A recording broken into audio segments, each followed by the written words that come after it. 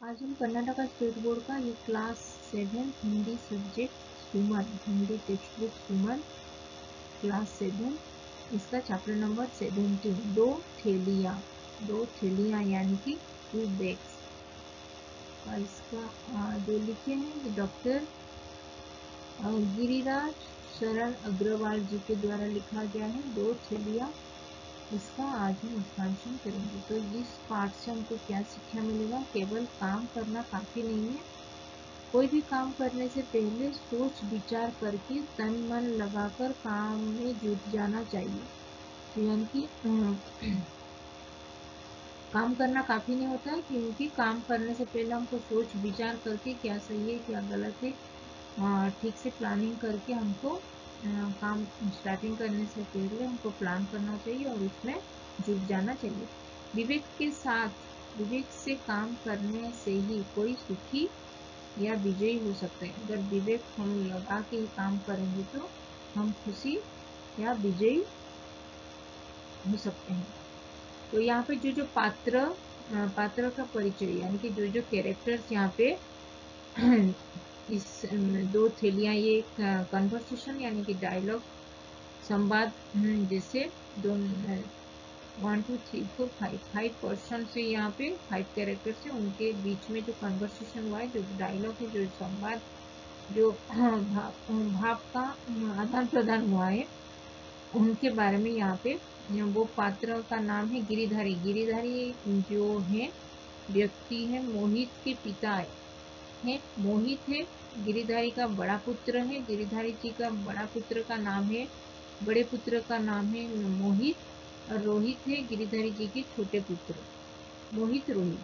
कांता है मोहित रोहित की माँ, माता का नाम है कांता और पिता का नाम है गिरिधारी। सुधा मोहित रोहित की बहन का नाम है। तो ये 5 कैरेक्टर इस कन्वर्सेशन में हमको पढ़ने के लिए आगे उनके बारे में जानने के लिए मिलेगा। तो दृश्य 1, तो यहाँ पे फर्स्ट जो सीन हुआ है, ये जो ड्रामा में जो ऐसे होता है, जैसे वहाँ पे फर्स्ट सीन में क्या हुआ, मंच पर बूढ़ा किसान गिरिधारी खाट पर बिठा दिखाई देता है। यानी कि फर्स्ट जो ड्रामा में जो मंच होता है, मतलब जो स्टेज होता है, उसमें एक बूढ़ा किसान गिरिधारी जो मोहित रोहित के पिता हैं, गिरिधारी एक बूढ़े व्यक्ति हैं, और वो एक खाट पर यानी कि एक कॉट है जो गांव में जैसे खट बैठते हैं, उसमें बैठा हुआ दिखाई दे रहा है यहाँ पे फर्स्ट सीन में। भोर का समय है यानी कि मॉर्निंग, भोर यानी कि मॉर्निंग का समय है, सवेरा। भोर यानी कि सवेरा, भोर का जो अनुकार्ती शब्द में सवेरा भी होगा। वहाँ अपने दोनों बेटों को आवाज देता है। वो गिरिधारी जो बूढ़े व्यक्ति हैं, वो सुबह हो गया है, तो वहाँ पे अपने दोनों बेटे रोहित मोहित को आवाज दे रहे हैं। गिरिधारी बोल रहे हैं कि अरे ओ मोहित, तो मोहित को बुला रहे हैं मोहित बोल के। फिर मोहित बोल रहा है कि हाँ पिताजी, वो रिस्पॉन्ड करके बोल रहे हैं हाँ पिताजी क्या है बोल के वो पूछता है। तो गिरिधारी बोल रहे हैं कि क्या कर रहे हो तुम, अपने छोटे भाई रोहित को लेकर मेरे पास आओ। तो अपना जो छोटे भाई है उसको भी उठाओ, रोहित को लेके मेरे पास आओ। दोनों रोहित और मोहित दोनों को बोलते हैं गिरिधारी जी ने। अपनी माँ से कहो वह मेरे लिए नाश्ता तैयार कर दे। तो अपनी मम्मी से भी बोल दो कि मेरे लिए ब्रेकफास्ट प्रिपेयर कर दे। दोनों लड़के रोहित और मोहित अपने पिता गिरिधारी के पास खड़े दिखाई देते हैं। फिर दोनों बेटे रोहित और मोहित अपने पिता जो बूढ़े व्यक्ति थे, जो खाट पर बैठे थे, वो गिरधारी जी के पास आके वहां पे खड़े होते हैं। फिर उसके बाद का स्टोरी नेक्स्ट पेज में जानेंगे।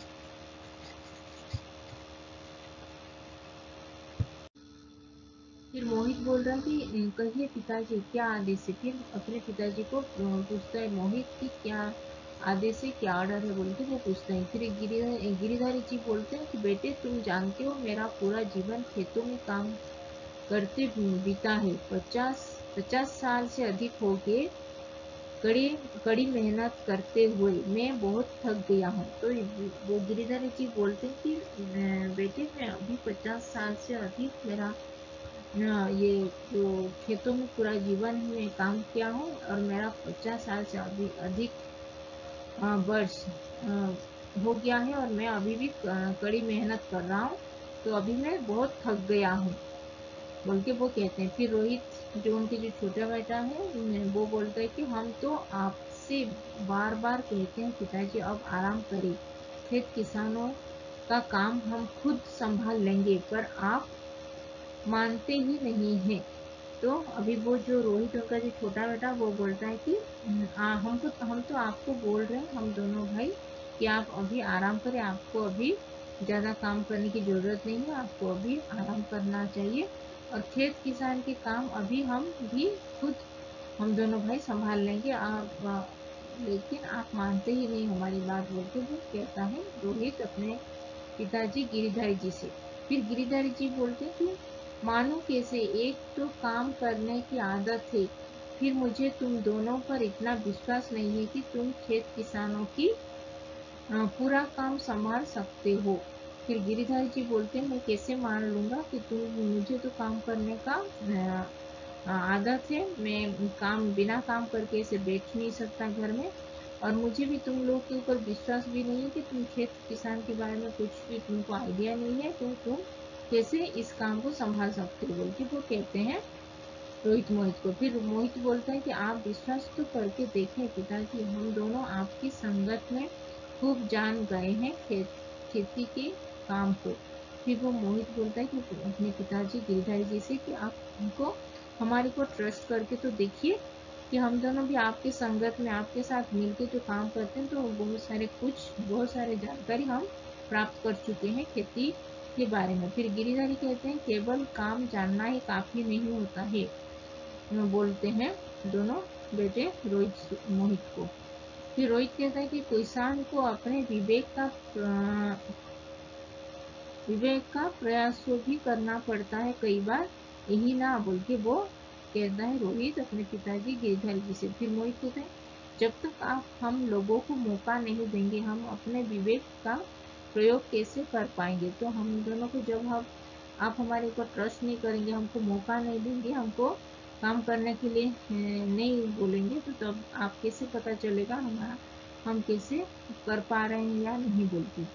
गिरिधर जी बोलते हैं फिर ठीक है मोहित तुम ठीक कहते हो, जब तक आदमी को मौका नहीं मिलता अब वह अपना विवेक दे।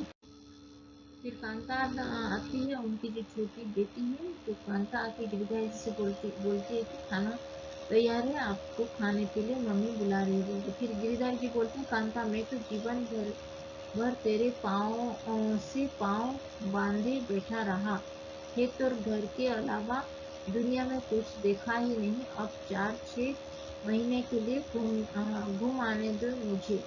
तो अभी 4-6 महीने के लिए मुझे घूम आने दे बोल के वो कहते हैं गिरिधारी जी। कांता जाओगे कहाँ, फिर वो कहते जाओगे कहाँ बोल के। गिरिधारी जी कहते हैं यह देश बहुत बड़ा है, बहुत विशाल है, क्या नहीं है यहाँ, पर्वत है, सागर है, अनेक रमणीय स्थान है, घूम घूम कर जगह जगह इस माटी की महक सूंघूंगा बोल के वो कहते हैं गिरिधर जी कांता से। मोहित कहता है कि कितने दिन में लौटेंगे पिताजी, तो कितना दिन में आप लौट के आएंगे बोल के वो घूमने के लिए जा रहे हैं, तो कितना दिन में लौट के आएंगे बोल के वो पूछता है अपने पिताजी गिरिधर जी से। फिर गिरिधर जी कहते हैं बस कोई 4 महीने बाद, अब हमने साड़ी की फसल उठाई है तो अगले महीने धान बोए जाएंगे, तो अगले महीने धान को स्टोर करना पड़ेगा। तो और जब तुम लोग धान की फसल काट रहे होंगे तो तब मैं लौट आऊंगा बोले, जब धान की काटवाई मतलब हार्वेस्टिंग जब होगा तभी मैं लौट के आ जाऊंगा बोल के वो कहते हैं गिरधारी रोहित मोहित को। फिर कांता कहते हैं कि मैंने कपड़े और जरूरत का दूसरा सामान तैयार कर दिया है जी बोल के वो कहते हैं अपने पति से। गिरिधारी कहते हैं खिड़की और देखते हुए सुबह मैंने तुझे 2 थैलियाँ दी थी, जा उन्हें उठा ला बोल के वो कहते हैं अपनी बेटी सुधा से कि जो 2 थैलियाँ मैं तुमको तुझे दी थी, दिया था मैंने, तो उसको लेके आया बोल के वो गिरिधारी जी अपनी बेटी सुधा से कहते हैं। सुधा कपड़े की 2 थैलियाँ उठाकर लाती है। इनमें कोई चीज भरी हुई है। सुधा बोलती लीजिए पिताजी बोल के वो दे देती है वो 2 थैलियाँ। गिरिधारी जी फिर दोनों थैलियों को संभालते हुए ठीक है, आ बेटा, आ बैठ जा बेटी मेरे पास, आके मेरे पास बैठो बोल के वो सुधा को कहते हैं। सुधा बोलती है कि सुधा खट पर बैठ जाती है, फिर खट पर बैठ जाती है सुधा। फिर सुधा पिताजी आप कहीं जा रहे हैं ना, मेरे लिए क्या लेकर आएंगे बोल के वो पूछती है सुधा अपनी पिताजी गिरिधारी जी से। फिर गिरिधारी जी कहते हैं प्यार से तेरे लिए बहुत अच्छी अच्छी ढेर सारी चीजें मैं लेके आऊंगा, तू घर के काम में अपनी माता का हाथ बटाना, समझदारी से चलना बोल के वो कहते हैं सुधा से। फिर सुधा हाँ बोलती है, हाँ पिताजी बोल के वो कहती है, हाँ मैं हामी भरती है, रिस्पॉन्ड करती है। गिरिधारी जी कहते हैं दोनों बेटों रोहित और मोहित को कि संबोधित करते हुए बोलते हैं लो मोहित एक थैली रखो और दूसरी रोहित को दे दो। दोनों लड़के एक एक थैली ले लेते हैं। फिर 2 थैली जो लेके आती है वो जो सुधा अपने पिताजी गिरिधारी को जो देती है उसमें कुछ रखा हुआ उसको लगा था। और फिर वो गिरिधारी जी अपने दोनों बेटे रोहित मोहित को बुला के वो दोनों थैलियाँ एक एक करके दोनों को दे देते हैं। फिर उसके बाद का स्टोरी नेक्स्ट पेज में जानेंगे।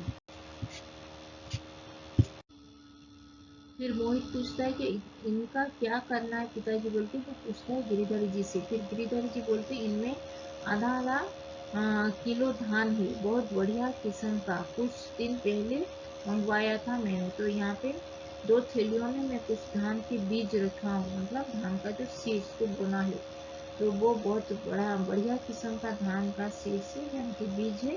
तो इसको मैं बहुत दिन पहले से मंगा के रखा था बोलते। फिर रोहित कहता है पर पिताजी हम इसका क्या करें। फिर वो पूछता है कि हम इसको क्या करेंगे बोल के वो पूछता है गिरिधारी जी से।